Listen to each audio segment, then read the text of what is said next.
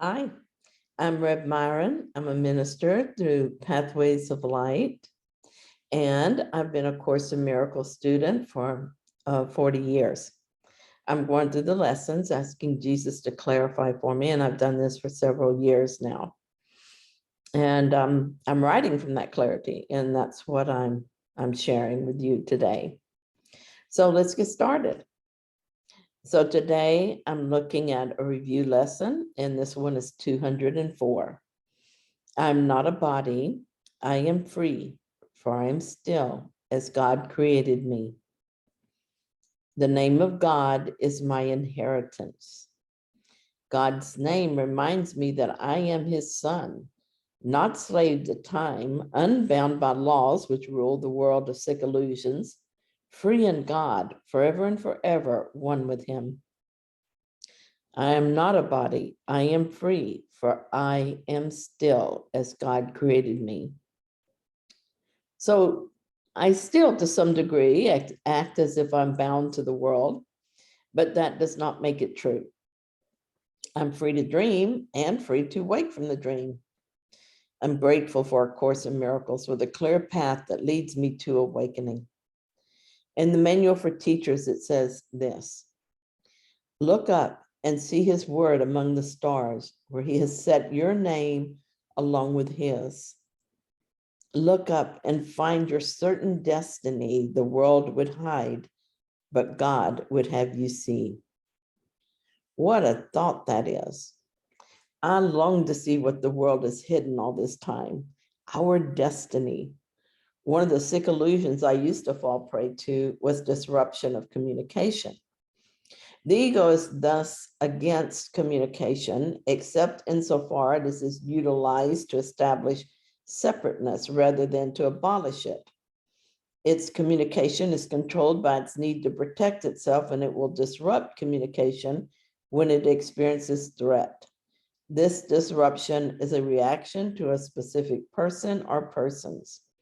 And those quotes are from the text, chapter 4, section 7. I see from these passages that this is what I'm doing when I get caught up in differing opinions.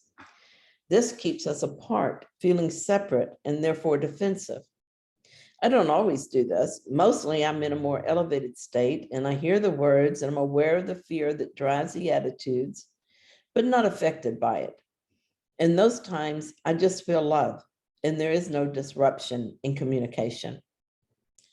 I used to have this problem with people who did not interpret the Course the way I did, and more so with people who tried to get me to see it their way. I hardly ever do that anymore because the absurdity of disrupting communication over the interpretation of A Course in Miracles was so apparent that I had to stop. What helped me in all cases is that I stopped seeing value in being right. And then what I felt was love. And that was so much better that I lost interest in anything else. Now, when I fall into that ego thinking, I don't stay because now I know what I can have instead. Love doesn't judge and doesn't condemn. And so there is no fear and no guilt. All that's left is love. I am God's son, but I deny that claim when I choose ego as my teacher. I make my claim to my inheritance every time I notice I have done this and change my mind.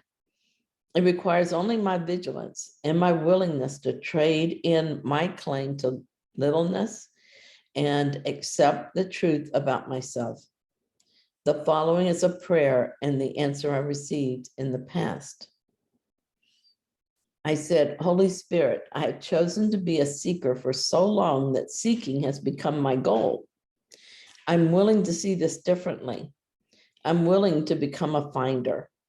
Help me, please, as I shift my desire and uplift me when I become afraid to claim my inheritance. Help me to remain steadfast in my decision and correct my thinking when I veer from the path. And I received a message from Holy Spirit. My precious child, you are always supported. You are surrounded by light. You are loved by light.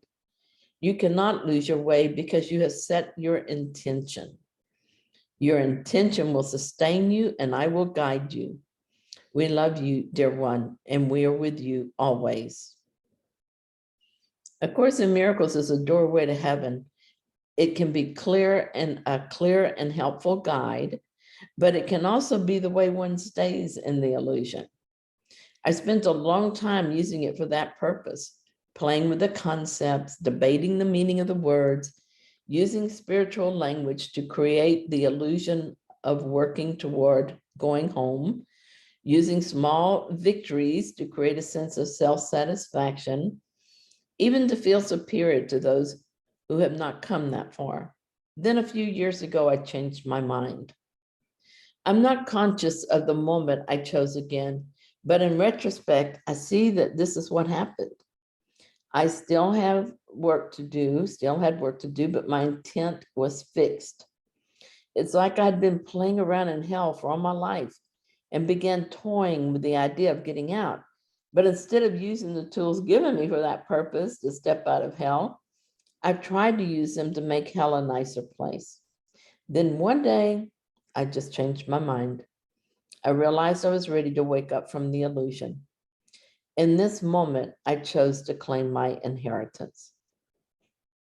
I continue to sort out what is valuable and what is valueless, and I still make a few forays into hell from time to time, but I never forget my purpose, and those times are infrequent and short-lived.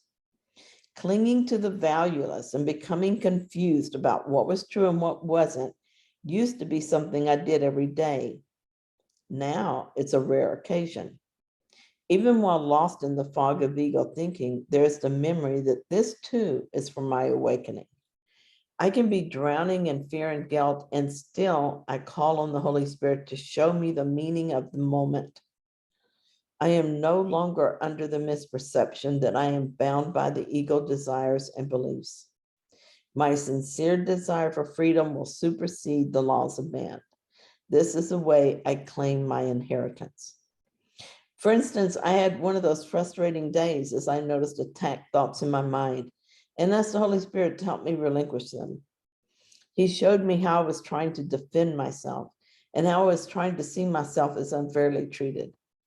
I saw that so clearly, knew it was not what I wanted, and yet I kept picking it up again. I did my best to be patient and consistent in my work for the day.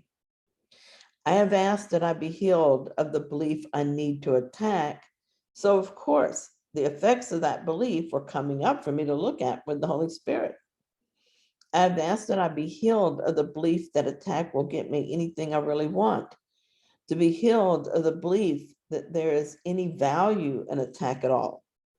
I want this body of Myron to be a useful tool for Holy Spirit to do his work to awaken us all. And attack thoughts are a barrier to that.